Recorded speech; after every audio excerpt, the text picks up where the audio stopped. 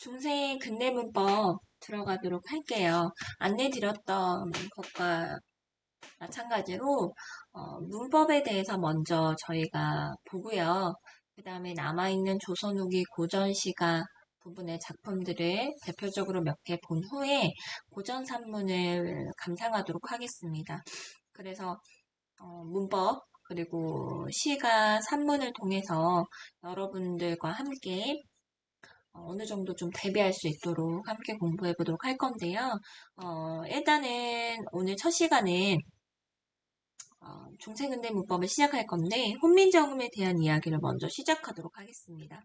사실 저희가 작년에 훈민정음을 굉장히 진리도록 많이 봤었잖아요. 근데 저희가 본 부분은 사실 훈민정음의 극히 일부입니다. 훈민정음을 어떻게 창제했는지 세종대왕의 그런 마음이 담겨있는 잠깐의 정말 서문경만 본 거고요. 훈민정음이 어떻게 글자가 만들어졌는지에 대한 원리라든가 이런 것들을 제대로 보지 않았기 때문에 여기부터 제대로 보도록 하겠습니다. 실제로 훈민정음은 기출화됐던 적이 많고요. 그만큼 중요하기 때문이겠죠. 또 기출화될 수 있는 가능성이 있고 또 다른 부분들의 기본적인 바탕이 되는 내용들이 많아서 여기서부터 시작해서 볼 건데요. 전반적으로 제가 나눠드렸던 26쪽까지의 자료들을 보시면 여러분도 아시겠지만 최대한 예문을 많이 실었습니다. 예문을 많이 실은 이유는 이 예문을 다 외우자라든가 정말 파헤치자라는 것보다는요. 예문을 통해서 익숙해지자. 겁먹지 않고 문법 문제가 나왔을 때 그 문제에 대해서 익숙하게 좀 풀 수 있는 기회가 됐으면 좋겠다라는 게 첫 번째 선생님의 바람이고 또 고전 문법을 통해서 고전 시가라든가 고전 산문을 좋게 하는데도 더 도움이 됐으면 좋겠다라는 마음으로 열심히 자료를 만들었습니다. 그래서 이제 같이 보도록 할게요. 그냥 참고가 되시라고 고대, 중세, 근대, 현대 국어에 대한 그냥 시기별로 나눴고요.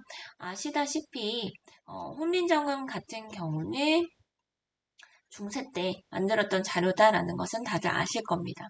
그래서 훈민정음에 대해서 먼저 볼게요. 백성을 가르치는 바른 소리라는 거 우리가 많이 배웠었고요. 이제 제자 원리, 글자를 어떻게 만들었는지, 처음에 글자체계를 어떻게 갖추었는지에 대해서 한번 보도록 하겠습니다. 자, 보시면은 초성자입니다. 저희가 자음이라고 말하는 애들이에요. 그래서 자음은 저희가 배웠던 것처럼 초성, 처음 소리, 그 다음에 중성에도 쓰이는 애들이었죠. 그래서 제자 원리를 보시면 일단 기본자의 제자 원리는 상형입니다.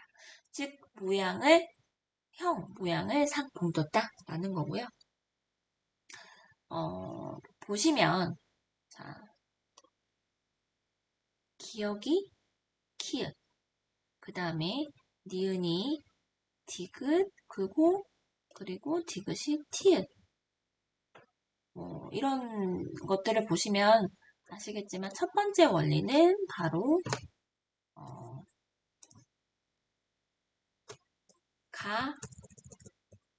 가획입니다. 가획.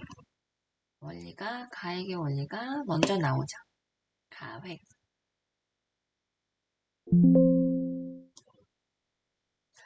그런데 죄송하지만 수정할 게 있어요. 이게 보시면 시옷에서 지읒에서 치읓이 돼야겠죠. 죄송해요. 쌍지읒이 아니라 이 부분을 치읓으로 변경해 주세요. 그래야지 맞습니다. 그 다음에 이응에서 요거 보시면 기억나시죠? 여린 히읗입니다. 그 다음에 이건 옛 이응이라고 불렸죠. 그래서 수업하면서도 말씀드렸다시피 요것과 요 이응과 옛 이응은 다르다라는 말씀도 드렸던 거 떠올려 보시고요. 어쨌든 이 옛 이응과 리을과 그다음에 반치음은 상형과 가액의 원리로 설명이 안 되는 애들입니다. 그래서 이런 애들은 뭐라고 이름을 붙였냐면 전혀 다른 모양이다. 그래서 이채자라는 말로 불렀습니다. 그래서 자음 같은 경우는 상형, 그다음에 가획, 이채자라는 원리로 기본적으로 자음을 만들었다라고 생각하시면 됩니다. 여기를 조금 더 이제 확장을 시키면은요, 이렇게도 불렸어요. 전청, 차청, 불청, 불탁, 전탁이라고 되어 있는데, 일단 먼저 말씀드릴 것은 여기 보시면은 이 전탁에 해당되는 애들 있죠? 이 자음들은 여기 현재의 이 위에 17자 안에 들어가는 애들은 아닙니다. 그래서 전탁은 아시다시피 이게 현대국어로 하면 뭡니까? 된소리죠. 경음이라고도 하고요. 이런 애들이 있고요. 왜냐면 나중에 이제 근대국어 때 이제 많이 나왔던 애들이어서요. 이거에 대한 설명은 나중에 드리도록 하겠습니다. 그리고 죄송한데 제가 오타가 하나 더 있더라고요. 이 부분 옛 이응처럼 써놨는데 목구멍 소리는 여기 보셔서 아시다시피 그냥 이응으로 바꿔주시면 됩니다. 옛 이응이 아니라요. 지금 이응과 옛 이응에 대해서 말씀을 드리는데 옛 이응 같은 경우는 보시면은 요렇게 위에가 살짝 길게 더 나와 있는 것을 보실 수 있습니다. 그래서 전청은 현대국어로 따지면 거의 예사소리에 가깝다라고 보시면 되고요. 물론 현대국어와 다르게 이런 여린 이웃들이 있지만요. 그 다음에 차청은 거센소리죠. 거센소리고 불청, 불탁 같은 경우 보시면 뭐 반침 이런 걸 제외하고 보시면은 우리 현대국어에서 울림소리에 들어가는 비음, 유음 이런 애들이 지금 들어가 있죠. 그래서 저희 현대 국어를 형성하게 된 기본적인 근간이 여기에 다 있습니다. 그래서 이런 것들이 있구나 라는 것을 보시면 될 것 같고요. 이제는 모음에 대한 제자 원리를 볼 건데요. 중성자 또는 가운데 소리라는 말을 제자 원리를 보도록 하겠습니다. 말씀드렸다시피 이게 대체적으로는 이 아래아라는 것을 뭐로 읽으면 된다. 라고 생각해서 대체적으로 일자라고 말씀드렸을 거예요. 100%는 아닌데 대부분 이렇게 읽었을 때 현대 국어와 비슷하게 발음이 되니까 일단은 볼게요. 얘도 자음처럼 똑같이 상형의 원리를 취하고 있습니다. 제가 이제 이렇게 말씀드리지 않는 부분들은 여러분들이 나중에 복습하시면서 이런 것들이 있구나라고 한번 읽어보시면 좋을 것 같습니다. 그래서 이거 아셨다시피 이거 아래하고요. 이라는 기본자를 상형으로 만든 후에 천지인이라고 합니다. 그러니까 천지인 이렇게도 얘기를 하고요. 그래서 한일당 사람인데요. 이제 저희가 쓰는 다양한 모음들이 어떻게 만들어졌냐면 아래아를 통해서 여러분들 만들어졌다라고 보실 수 있습니다. 그래서 여기 보시면 뭐 있죠? 소출 아래 한 번 쓰이면 두 번 쓰이면 제출이라고 합니다. 그래서 이거는 기본적으로 저희가 보는 모음들이죠.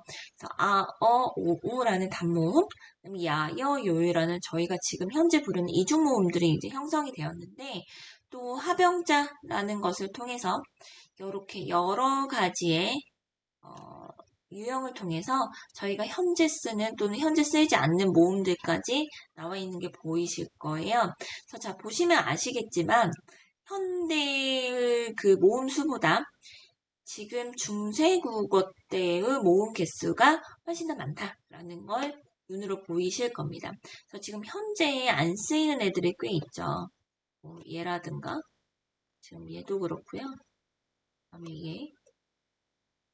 얘, 그다음에 이런 애들은 지금 현대에서는 쓰이지 않고 있는 애들이죠. 그래서 중세 때는 쓰였다가 점차 현대국어 때 사라졌던 모음들이구나 라는 것을 아실 수 있을 겁니다. 자, 오른쪽으로 넘어갈게요. 자, 오른쪽 보시면은 이거 우리 배웠던 내용이죠. 종성은 따로 만들지 않고 초성자를 그대로 다시 사용한다라는 거였죠. 그래서 이 6음절의 단어로 뭐였냐면 종성, 색깔 바꿀게요. 종성은 부용, 다시 쓴다. 어디에? 초성을 이용해서 종성은 다시 쓴다 이거죠. 그래서 이렇게 해서 초성, 중성, 종성에 대한 음절을 구성하는 데 필요한 애들에 대한 제자 원리를 봤습니다. 그럼 이 글자를 다양하게 썼겠죠. 이 글자들을 어떻게 썼냐라는 것을 한번 살펴볼 건데요. 첫 번째는 이어쓰기입니다. 이게 중세국어적인 표현으로 하면 이렇게 쓰일 수 있고요. 그래서 이거 동국정식 한자음 표기는 저희가 훈민정음 얘기하면서도 설명했던 애들이잖아요. 이걸 필요하는 데 있어서 쓰였던 요 애들. 미음이나 비읍이나 피읍이나 우리가 그 양순음이라고 하죠. 어, 입술에서 나는 요 소리에 이응이 붙은 형태들 요런 것들을 우리가 이렇게 불렀죠. 순경음 입술 가벼운 소리. 그래서 이런 순경음이라는 애가 있었습니다. 제가 빈칸을 만든 것은 선생님이 아무래도 이렇게 계속 수업을 하고 여러분들이 쓰는 게 없으면 수업을 듣다가 좀 졸릴 수도 있고 몇 가지의 단어들은 좀 써보면서 하는 것이 학습이 될 것 같아서 처음에는 빈칸을 안 만들려다가 나중에 만들었습니다. 그래서 예문 보시면 첫소리를 어울러 쓸디면 쓸 것이면 갈바 쓰라 나란히 쓰라 냉중 나중 소리도 한 가지라 이런 것들 이제 이런 예문들을 앞으로 많이 보시게 될 거예요. 그래서 일단 여러분들이 예문들을 보시면서 하실 일은 고전 시가도 마찬가지지만 1대1로 이렇게 대응을 시켜보시는 거예요. 그래서 어떤 부분이 어떻게 해석되는지 자꾸 눈으로 보시면서 익히시다 보면은 익숙해지실 겁니다. 익숙해지시면 문제를 풀 때 겁이 나지 않고 쉬워지겠죠. 저희도 그런 걸 노리고 이제 이러한 수업을 하는 거니까요. 자, 두 번째는 나란히 쓰기고요. 갈바 쓰기라고도 하고 이것을 병서라고 합니다. 그러니까 병렬로 썼다라고 생각하시면 되겠죠. 이 병서는 두 가지 종류가 있는데요. 일단 저희가 말하는 이 된소리, 경음처럼 쓰는 애들은 뭐냐면 각자 병서라고 합니다. 각자 병서. 즉 같은 단어들을 나란히 썼을 때 각자 병서라는 말을 쓰고요. 그래서 괴이어 이런 것들 여러분들 생각해 보시면 이거 괴이어 분석하면 어떻게 될까요? 괴이다라는 사랑하다는 어간에 사랑을 받아죠. 그러니까 사랑을 받다라는 피동 전미사에다가 어라는 연결 어미를 붙인 건데 이 어라는 것이 축약이 된 것이죠. 자, 여러분들이 현대국어 공부하셨던 거 잘 떠올려 보세요. 이 어라는 것이 축약되어 지금 이러한 형태로 나타났다라는 거죠. 물론 이 축약이라는 것은 현대와 크게 다를 바가 없으나 축약됐을 때의 형태가 지금 현재와 다르다라는 게 보이시죠? 자, 이렇게도 나타났구나 라는 거 한번 보시라고 정리했고요. 그 다음에 두 번째는 자, 서로 다른 자음들이 합쳐졌을 경우입니다. 그래서 합용 그죠? 색 바꿀게요. 자, 서로 다른 애들 합용병서라고 합니다. 합용병서. 이런 애들은 어떻게도 불렀냐? 어두자음군이라고도 불렀습니다. 어두자음군이라고도 불렀어요. 그러니까 어두 글자 앞에 두 개 이상, 세 개, 두 개 또는 세 개가 하나의 자음군을 이루어서 쓰였다라는 거죠. 그래서 여러분들 보시면 지금 저희가 뜻이라고 쓰는 글자가 원래는 이렇게 쓰였다는 거죠. 지금 잘 보시면 변화를 보세요. 비읍, 디귿으로 쓰였다가 요게 비읍이 시옷으로 바뀐 후에 지금 현재 쓰이는 된소리로 바뀌었다라는 거죠. 얘도 보세요. 비읍, 시옷, 디귿이 시옷, 디귿 그 다음에 쌍디귿으로 바뀌었대요. 그러니까 이러한 형태들로 대부분은 많이 바뀌었더라라는 겁니다. 100%는 없습니다. 현대국어도 마찬가지고요. 자, 그래서 일단은 시옷, 비읍, 시옷게 이렇게 이제 크게 세 가지로 나눌 수 있어요. 어쨌든 저희는 읽으실 때 어떻게 읽으면 된다라고 말씀을 드렸었죠. 어떻게 읽으면 된다. 뒤에 있는 자음을 된소리에서 일단 읽으면 된다라고 말씀을 드렸어요. 이렇게 비읍, 시옷, 기역도 맨 뒤에는 어쨌든 기역이죠. 이렇게 읽으시면 된다. 그래서 지금 저희 보시면 꿈을 꾸다 할 때 꿈, 그 다음에 또 뿌리다 뭐 이런 것들 뜨다. 저희가 먹는 주식, 쌀, 그 다음에 쪽, 뭐 이런 것들 보시면 됩니다. 그 다음에 이것은 흙을 예전에 이렇게 썼대요. 그 다음에 이거는 여러분들 뭐냐면 낚시하자 할 때 낙자입니다.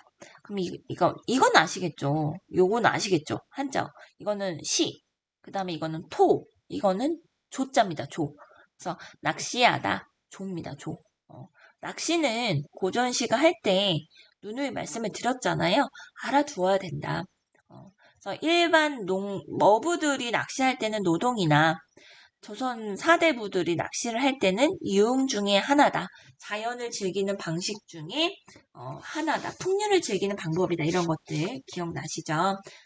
이런 것들 한번 알아두실 필요가 있다라는 거고요. 뭐 이렇게도 쓰였답니다. 시옷, 니은, 리을, 기역, 그다음에 기역, 시옷 이런 것들. 현대는 이런 이제 어두 자음군이 다 사라지고 초성이 쓰이는 자음군은 이제 된소리밖에 없죠. 물론 지금 현재도 종성에 쓰이는 경우는 자음군이 존재합니다. 그래서 어두자음군이라는 말을 쓰는 겁니다. 이제는 초성에는 이런 자음군이 쓰이지 않는다라는 거죠. 자, 그럼 세 번째 볼게요. 세 번째는 자, 붙여쓰기를 통해서 충분히 여러분들의 힌트를 얻으실 수 있을 텐데 자, 붙여쓰기입니다. 자, 훈민정음 하면서도 여러분들 보셨지만 저희가 편의상 띄어쓰기를 해서 의미를 나누기 위해서 이야기 쉽기 위해서 우리가 본 것이지 원래는 일반적으로 띄어쓰기가 되어 있지는 않습니다. 그리고 나서 근대 국어의 문헌에서부터는 슬슬 띄어쓰기가 나타나기 시작합니다. 그러한 것들이 현대 국어에 와서 이제 정착이 되었다라고 볼 수 있는 거고요. 그 다음에 네 번째 보시면은 고유어는 종성이 없어도 성음이 된다. 즉 음절이 구성된다. 라는 것은 사실 이 4번은 이 동국정운실 한자음과도 연관이 되는 부분이죠. 고유어는 종성이 없어도 하나의 음절로 친대요. 근데 한자어는 하나의 음절을 구성하기 위해서는 반드시 필요하다라는 거. 그래서 동국정운실 한자음 중에 뭐가 있었습니까? 자, 세종대왕이란 말 할 때 기억 떠올려주시면 보세요. 그냥 세 하면 되죠. 근데 밑에다가 이렇게 썼죠. 기억나시죠? 그래서 이렇게 일부러 한자음은 종성까지도 했었다라는 거 생각해 보시고요. 그 다음에 5번 성조라는 것도 저희들이 간략하게 배우셨죠. 성조라는 것은 이런 게 있다 정도 여러분들이 알아두시라고 일단 정리를 했습니다.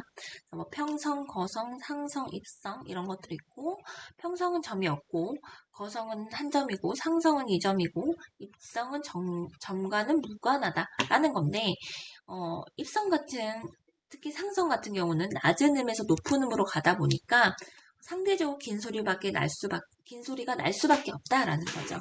그래서 이 상성인 애들이 지금 현대 국어까지 영향을 미치는 긴 소리로 넘어갔을 것이다 라는 거죠. 그래서 그건 한번 읽어보시면 될 것 같고요. 근대 국어부터 사라지기 시작을 해서 현대 국어에서는 현재 저희가 앞에 이런 식으로 점을 찍지는 않죠. 그러나 이 상성 같이 낮은 음에서 높은 음으로 가면서 어쩔 수 없이 길게 소리 났던 애들은 지금 현재도 약간은 영향이 남아있다 정도 생각하시면 될 것 같습니다. 자, 그러면 1쪽이 끝났죠? 자, 2쪽으로 넘어가도록 하겠습니다. 자, 이쪽 보시면은 눈에 익으시는 거죠? 자, 팔종성 가족용입니다. 즉 종성으로는 실질적으로는 여러분들 보셨다시피 이렇게 굉장히 많은 자음을 만들었으나 실질적으로 종성에는 8자만 사용해도 좋다라는 겁니다. 여기 안에 들어가 있는 것은 기본적으로 깔려있는 개념은 아시겠지만 대체적으로 소리 나는 대로 쓰다 보니까 종성이 쓰이더라라는 거죠. 그래서 기역, 이음, 옛 이음, 디귿, 니은, 비읍, 미음, 시옷, 니을이어서 현대와 근대와도 다른 부분들을 보면 여기 보시면 알겠지만 시옷이 특이점이죠. 그래서 어찌됐든 총 8가지의 종성이 쓰이는 거여서 저희는 이렇게도 불렸죠. 8종성법이다 라고 불렸었습니다. 그래서 이거 보시면 뭐 기역과 키읔은 기역 이것들 보시면 되겠죠. 지금 현재와는 조금 다르죠. 이 시옷이 하는 역할을 이제 나중에는 지그시 다 흡수를 했었죠. 그래서 반치음은 특이한 점은 반치음은 8종성에 들어있진 않지만 종성으로 실제로 쓰였습니다. 그래서 여기 보시면 여세, 갓, 여우의 가주, 아시, 아우가, 바사, 부수어 뭐 이런 것들입니다. 반치음은 사실 시옷 정도로 일단은 읽으시고 넘어가셔야 됩니다. 물론 반치음이 무조건 시옷으로 다 현대에 와서 근대부터 해서 바뀐 건 아닌데요. 네, 대체적으로는 그렇게 해서 이제 해석을 하게 됩니다. 자, 종성, 리을, 기역, 리을, 비읍은 예외로서 대부분 그대로 쓰였대요. 자, 이런 것들이 있구나 정도를 그냥 이해하시면 될 것 같습니다. 자, 여기 보셔도 아시겠지만 아리아 같은 경우는 여러분들 일단은 첫 음절에 있을 때는 대부분 아로 많이 바뀌었대요. 근데 이제 두 번째 줄에 쓰이는 이 아리아 같은 경우는 사실 뭐 의라든가 여러 가지로 좀 바뀌었다라고 생각하시면 됩니다. 근대 국어 종성표기는요 8종성에서 하나 줍니다. 시옷이 빠지죠. 그래서 7종성법이 됩니다. 현대와 똑같아지는 거고요. 이거는 사실 그 현대 국어에서 여러분들 배우셨던 음음 변동 규칙 중에서 여러분들 기억나시죠? 음절, 끝소리 규칙과 관련되는 애니까요. 한 번 더 찾아보시면 될 것 같고 지금 현재 제가 1학년들 중간고사 지금 끝나고 기말고사 시험 범위의 그 음운의 변동하고 그 다음에 단어 품사 관련된 내용을 수업할 예정이어서 자료를 다시 지금 만들고 있거든요. 그래서 자료가 조금 완성이 되면 제가 카톡을 통해서 안내를 해드릴게요. 그러면 저번처럼 한번 받으러 오시면 될 것 같습니다. 그냥 이제 자료는 답이 다 있는, 현대문법 같은 경우는 답이 다 그냥 들어있는 교사용 자료를 드릴게요. 그래서 보시면서, 배웠던 내용, 복습 겸 다시 한번 떠올려 보시면서 공부해 보시면 좋을 것 같습니다. 그래서 여기 내용 나와 있다시피, 시옷으로 적었던 것들을, 이제, 다 디귿으로 적었다라고 보시면 됩니다. 자, 그 다음에 이제 쓰는 부분의 방식인데요. 표기하는 방식. 총 3가지입니다. 첫 번째 중세 때는 대부분은, 이어, 글자가 너무 크네요. 좀 더 줄일까요?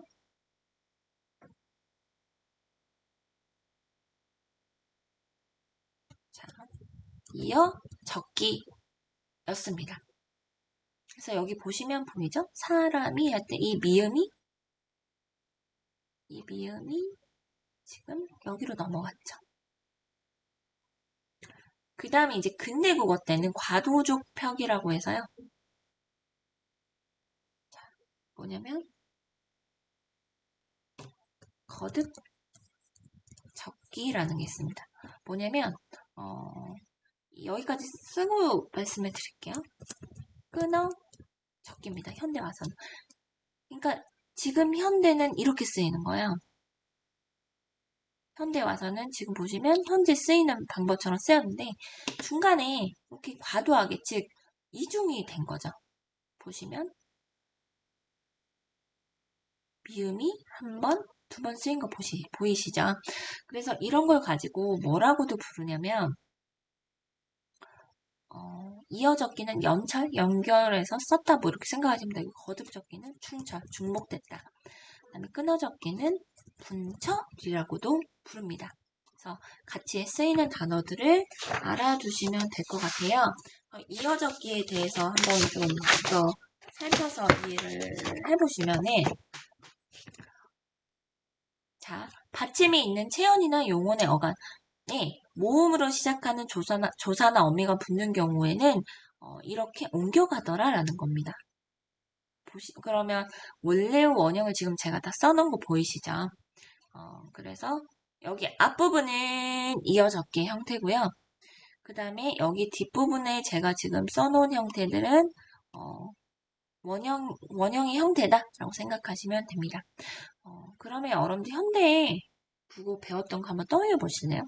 자, 어쨌든 모음으로 시작하는 거긴 한데 조사나 어미 같은 경우는 무슨 형태소라고 불렸었죠?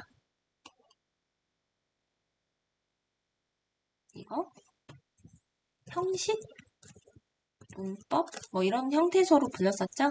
이런 게 왔을 때 모음으로 또 시작했을 때 앞에 받침이 있는 애들이 뒤로 넘어가서 이어서 발음이 되더라라는 거였죠. 실질 형태소가 오면 이렇게 발음이 안 되잖아요. 뭐 대표적인 애가 이런 거죠. 옷에 안이라는 게 왔어요. 여기서의 안은 뭐 여기 와서는 내부 인의 의미잖아요. 그러면 여러분들 어떻게 돼요? 옷이라는 게 대표만 되면 음절구설 규칙에서 대표만 되면 시옷이 디귿이 되죠. 디귿이 되죠? 이게 왜 안 나오죠? 잠시만요. 자,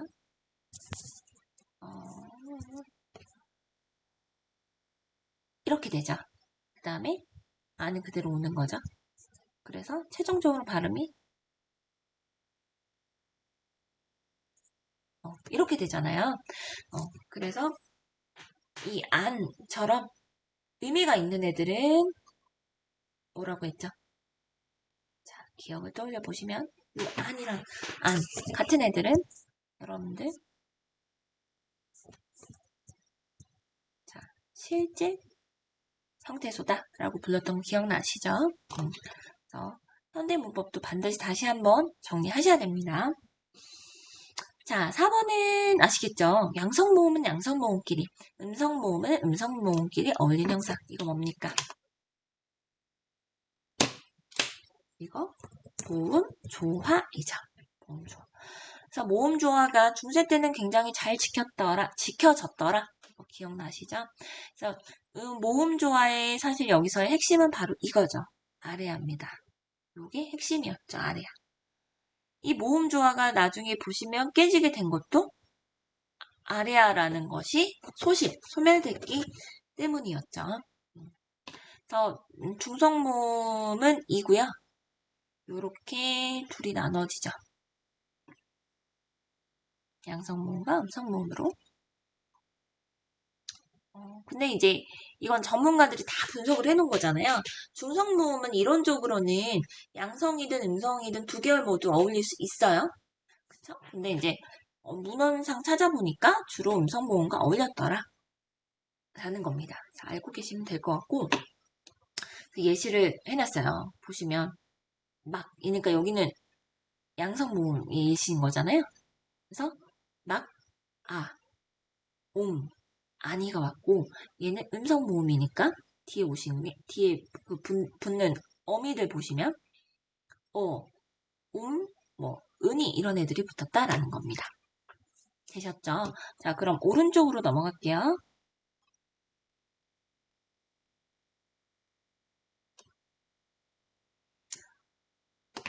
자, 체험과 용언의 앞에 모음, 그러니까 양성모음이냐 음성모음이냐에 따라서 조사나 어미나 뒤에 붙는 애들이 성격이 달라지더라라는 겁니다. 그래서 나무 뭐 달아다, 구무, 부르다 이런 것들 보시면 되겠죠. 보시면 어때요? 양성모음끼리, 음성모음끼리 이런 것들 보이실 거고요. 얘도 보시면 자 이렇게 되죠? 써보면 어떻게 됩니까? 여기 보시면 자 얘를 분석하면 어떻게 되겠어요? 자, 양성모음이죠. 그러니까 뒤에 뭐가 온 거야? 이렇게 온 거죠. 그래서 얘가 소리 나는 대로 쓰면 손안이 되는 거죠. 하나만 더 볼까요? 이거는 뭐 사실 어렵지 않죠. 이라는 어근에 은이 온 거죠. 어가 여러분들 음성. 그러니까 뒤에도 음성이 온 겁니다. 이런 게 모음조화다라는 겁니다. 그래서 여기 보시면은 나와 있지만 중세국어, 그러니까 글자나 규칙을 처음 만든 초기에는 잘 지켜졌겠죠. 근데 특히나 쓰다 보니까 조금씩 깨지고, 특히나 결정적인 원인은 이거였다. 아레아가 소실됐더라. 그러면서 예외, 즉 규칙이 깨지더라라는 거죠. 그래서 갈수록 근데 현대어 오면서 갈수록 깨지면서 현대어에서는 이제 많이 깨지고 상징어, 음성상징어라고 하죠. 음성상징어 안에 배우셨다시피 의성어, 의태어가 들어가 있는 개념이잖아요. 그래서 이런 애들의 특히 흔적이 많이 나타나 있더라라는 겁니다. 근데 음성상징어 왜 쓰죠? 현대시나 고전시가에서 기억나시나요?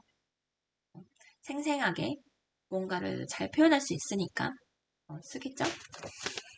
자, 5번 볼게요. 자, 5번 보시면 원순 색깔 바꿀게요. 원순 모음입니다. 원순 모음이 아닌 애들이 원순 모음으로 바뀌었다라는 거죠. 근데 이게 대부분 바뀐 애들이 다 보면 자, 미음, 비읍 이런 애들입니다. 피읍 뭐 이런 애들이야. 그래서 양수는 두 입술 소리 아래에서 평순 모음인 으가 우로 바뀌었다라는 거죠. 그럼 발음해 보시면 알아요. 왜 바뀌었는지.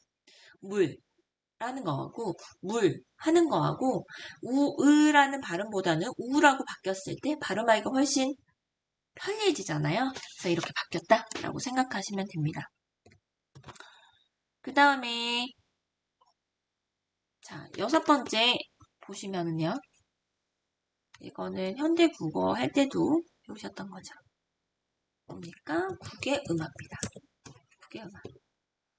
자, 그래서 뭐 이건 많이 보셨으니까 디귿과 티읕이 모음이나 아니면 반모음이 야여, 요유 뭐 이런 애들 하고 만나면 디귿, 티읕이 지읒, 치읒 즉 국외음이 아닌 애가 국외음으로 바뀌는 형상입니다. 그래서 여기서 예시를 찾아보시면 요거죠. 모딘인데 해석은 모진으로 되어 있잖아요. 그런 게 국외음하다라는 겁니다. 네. 이렇게 예문 한번 보세요. 뒤에는 모딘 도작, 알페나 어두분 길에 없던 번개를 하나리 밝으시니 뭐 이런 것들. 이제 하나씩 여기 이런 예문에 쓰이는 문법적인 현상도 볼 겁니다. 자, 그 다음에 7번 이것도 배우셨던 거. 그렇죠? 두음 법칙이죠. 그러니까 여기 지금 보이시죠? 대부분 근대 국어부터 나타나기 시작했다. 즉 중세 때 만들었던 법칙들이 근대 때 깨지기 시작하고 그 근대 때 깨져서 지금 우리가 쓰는 현대 국어까지 영향을 미쳤다라는 것을 보실 수 있습니다. 그래서 어두나 모음이 또는 반모음이 야여 여유 이런 시작되는 모음에 있는 니은이 탈락되기 시작하더라라는 거. 현대 국어 와서 이제 더 탈락한 거죠. 그리고 이제 그 북한에서는 여전히 이런 두음 법칙을 지키지 않는 노동이라든가 여자라든가 이런 표현들이 쓰인다라고 생각하시면 됩니다. 자, 그 다음에 8번. 보시면 이건 현대국어랑 아예 다른 건데요. 한 형태소가 형태소 내부로 끼어드는 형상입니다. 그래서 여기 보시면은 우리 같은 경우는 중간에 시가 안 들어가거든요. 근데 여기 보시면은 자, 뭐뭐 하거늘이란 뜻이에요. 근데 먹어 뒤에 날 여기 사이에 시가 들어간 겁니다. 이런 특이한 경우도 있더라 정도 체크하시면 될 것 같아요. 그러니까 현대국어로 따지면 차라리 중간에 들어가는 것이 아니라 차라리 앞에 쓰일 거다라는 거죠. 시건을 이렇게 쓸 텐데 얘는 것이나 이렇게 쓰였다는 거죠. 자, 그 다음에 저희가 처음에 말씀드리면서 봤던 거죠. 그래서 소리값 없는 이응이 있었고 소리값 있는 옛 이응이 있었더라 이거죠. 그래서 이런 것들 좀 비교해서 한번 보실 필요가 있다라는 라는 것까지 오늘 보도록 하겠습니다. 자, 첫 시간은 1쪽과 2쪽 살펴봤고요. 다음 시간에 볼 건데 대부분은 수업 시간은 한 30분 전후로 잡겠습니다. 여러분들이 복습하시는 시간도 있으니까요. 30분 전후로 잡아서 상황에 따라서 페이지 넘어가는 수는 좀 달라질 것 같습니다. 첫 시간 수고하셨습니다.